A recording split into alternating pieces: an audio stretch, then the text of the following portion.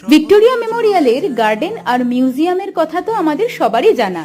তার সাথে এখন ভিক্টোরিয়াতে শুরু হয়ে গেছে 3D light and sound show, যার নাম কলকাতা দ্য সিটি অফ জয়।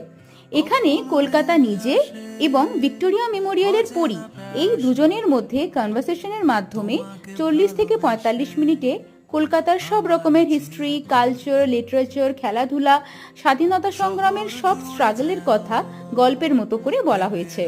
সোমবার বাদ দিয়ে বাকি দিনগুলোতে এই লাইট অ্যান্ড সাউন্ড শো হয় সন্ধে 6:30 থেকে।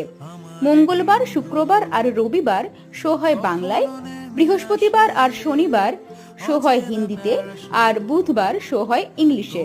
ভিক্টোরিয়ার ইস্ট সাইডের গেট মানে সেন্ট পলস ক্যাথিড্রালের দিকে মোহরকুঞ্জের কাছ থেকে টিকিট নিতে হয়।